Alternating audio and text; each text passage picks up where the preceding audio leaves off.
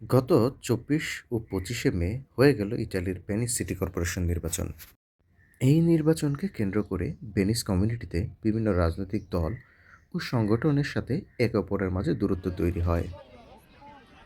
সকলের সাথে ঐক্যের লক্ষ্যে মেস্ত্রের পার্কো পিরাগেত্তেতে অনুষ্ঠিত হলো দিনব্যাপী মেলা, সঙ্গীত ও নানা দেশ হতে আগত ভেনিসে বসবাসরত বাংলাদেশি ও ইটালিয়ানদের ১৫টি সংগঠনের আয়োজনের মেলা।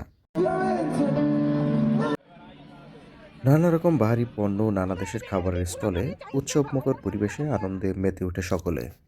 এমন ব্যতিক্রমী আয়োজনে অংশ নেন ভেনিস প্রবাসী বাংলাদেশিরাও।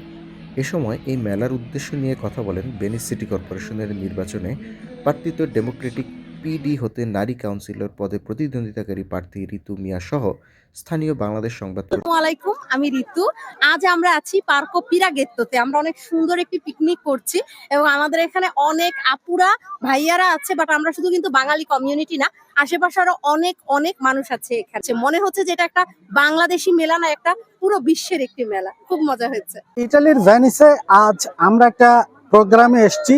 এটা হচ্ছে এই এলাকার মানুষ সবাই একত্রিত হয়ে একসাথে রাতের খাবার খায় এবং এই খাওয়াটার একটা ভ্রাতৃত্ববোধ আছে, একটা সৌজন্য আছে, একটা আন্তরিকতা আছে, পারস্পরিক সামাজিক সম্পর্ক বৃদ্ধির বিষয় আছে।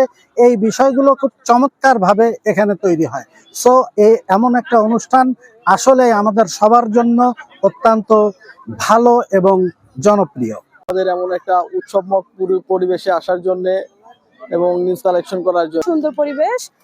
মূলত এই মেলাটা আয়োজন করার উদ্দেশ্য হচ্ছে বিদেশির মধ্যে দেশে ইতালিয়ানদের মধ্যে একটা ভালো সম্পর্ক তৈরি করার জন্য। বিভিন্ন রাজনৈতিক কারণে একটা সম্পর্ক নষ্টের পথে ছিল, তো এই জন্য আয়োজন করছে যাতে মেসরে সবাই বসবাস করে প্রবাসী যাতে ভালো সম্পর্ক থাকে। তারা মনে করেন সকলের মাঝে ঐক্য ও সুসম্পর্ক টিকিয়ে রাখতে এমন আয়োজন ইটালিয়ান সহ বিভিন্ন দেশ হতে আসা প্রবাসীদের নিয়ে মাঝে মাঝে করা উচিত। মনিরুজ্জামান মনির, কাগজের খবর।